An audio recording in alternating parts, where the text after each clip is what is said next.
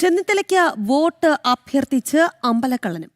Harippad മണ്ഡലത്തിലാണ് vote അഭ്യർത്ഥിച്ച അമ്പലക്കള്ളൻ രംഗത്ത് എത്തിയത്. ക്ഷേത്രങ്ങളിലെ കാണിക്കവഞ്ചി പൊളിച്ച് മോഷണം നടത്തിയ കേസിലെ പ്രതിയായ രാകേഷാണ് ചെന്നിത്തലയ്ക്ക് ഒപ്പം വോട്ട് അഭ്യർത്ഥിക്കാൻ ഇറങ്ങിയത്. അതൃപ്തിയുമായി ഒരു കൂട്ടം കോൺഗ്രസ് പ്രവർത്തകരും രംഗത്തെത്തി.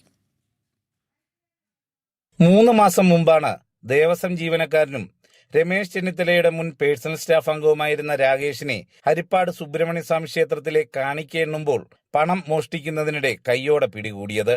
കേസിൽ നിന്നും രാകേഷിനെ രക്ഷിക്കാൻ MLA ഓഫീസുമായി ബന്ധപ്പെട്ട് വ്യാപക ശ്രമം നടന്നെങ്കിലും BJPയുടെ ശക്തമായ പ്രതിഷേധത്തിനൊടുവിൽ രാകേഷിനെ പോലീസിന് അറസ്റ്റ് ചെയ്യേണ്ടി വന്നു. തുടർന്ന് റിമാൻഡിലായ രാകേഷ് അടുത്തിടെയാണ് ജാമ്യത്തിലിറങ്ങിയത്. അതിനു പിന്നാലെ രമേശ് ചെന്നിത്തലയുടെ തെരഞ്ഞെടുപ്പ് പ്രചരണത്തിൽ സജീവവുമായി.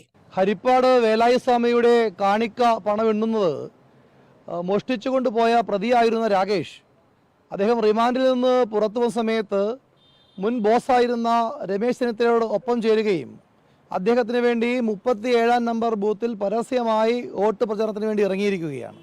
ഹരിപ്പാടിന്റെ ദേശനാഥനായ വേലായുധസ്വാമിയുടെ മുതൽ കവർന്നയാളെ തെരഞ്ഞെടുപ്പ് പ്രചരണത്തിന് ഇറക്കിയതിലൂടെ വേലായുധസ്വാമി ഭക്തരെ ആകെ വെല്ലുവിളിക്കുകയാണ് രമേശ് ചെന്നിത്തലയും UDFും ചെയ്യുന്നതെന്ന ആക്ഷേപമാണ് ഇപ്പോൾ ഉയരുന്നത്. ജനം, ആലപ്പുഴ.